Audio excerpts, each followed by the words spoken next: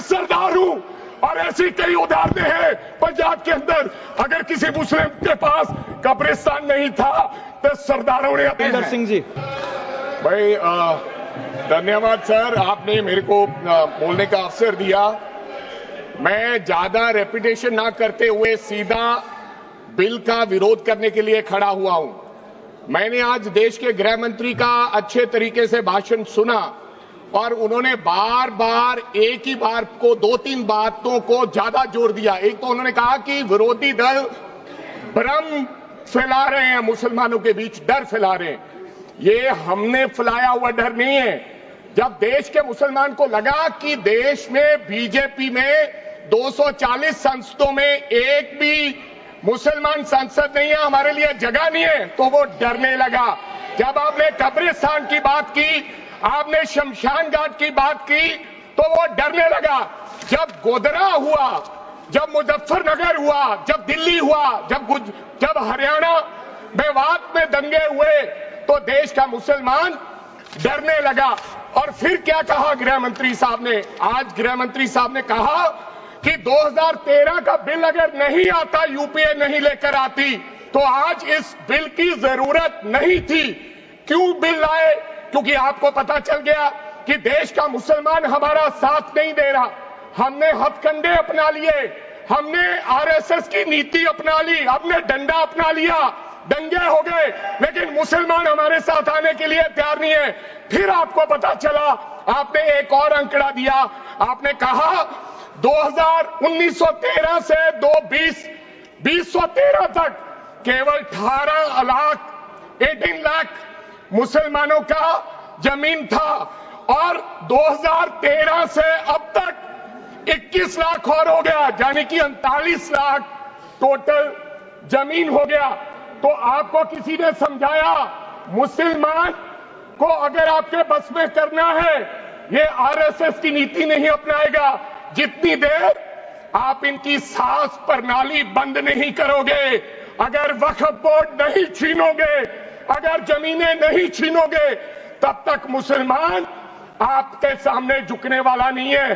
जैसा आपने पंजाब में करने की कोशिश की, किसान झुका नहीं, पंजाब के लोग नहीं झुके, सिख नहीं झुके, तो आपने एमएसपी का झगड़ा आज तक डाला हुआ है कि किसान की सांस प्रणाली बंद कर दो तो पंजाब अपने आप झुक जाएगा।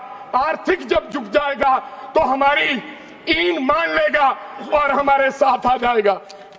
आदरणीय सर, आपने बार बार कहा, आज गृह मंत्री साहब ने कहा गवर्नमेंट प्रॉपर्टी पर किसी का अधिकार नहीं है, पंचायत की जमीन कोई दान नहीं दे सकता है। मैं आपको इसके पीछे लोचा क्या है, इसके पीछे छुपा हुआ राज क्या है?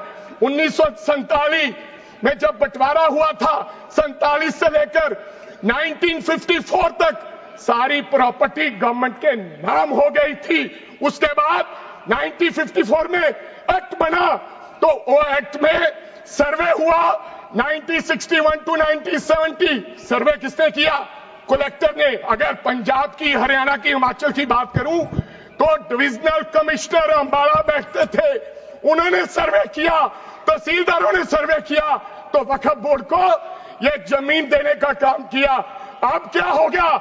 जैसे राहुल गांधी कर्नाटक में भाषण देते हैं, गुजरात में मुकदमा दर्ज होता है, सजा हो गई।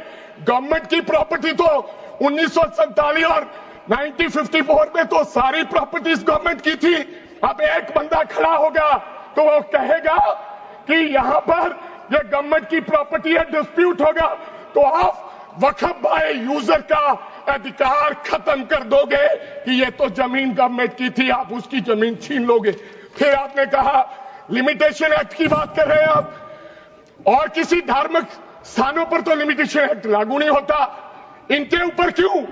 आप जानबूझकर इनको अपनी लात के नीचे से दबाना चाहते हो, इनकी छाती पर चढ़ना चाहते हो, जानबूझ के मुसलमान को मारना चाहते हो, जानबूझ के इस देश में मिनॉरिटीज को खत्म करना चाहते हो।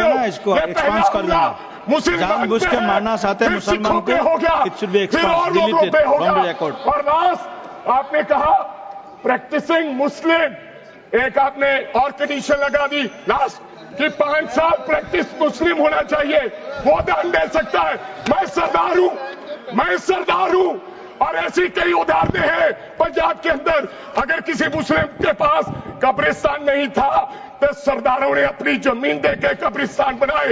ये कौन सा अधिकार है कि मैं किसी को चीज दान देना चाहता हूं? और इसको कौन बताएगा? रिजू साहब ये बताएंगे कि ये प्रैक्टिसिंग मुस्लिम है या नहीं है? ये सरासर अन्याय है। कल को श्रोमणी गुरुद्वारा प्रबंधक कमेटी 1925 का सिखों का जो एक्ट है, आप उसमें भी संशोधन करेंगे। आपको लगता है पहले मुस्लिम मारेंगे, फिर सिख मारेंगे, फिर क्रिश्चियन मारेंगे? ये आपकी सोच है और मैं बिल का विरोध करता हूं। This all words should be deleted from the record.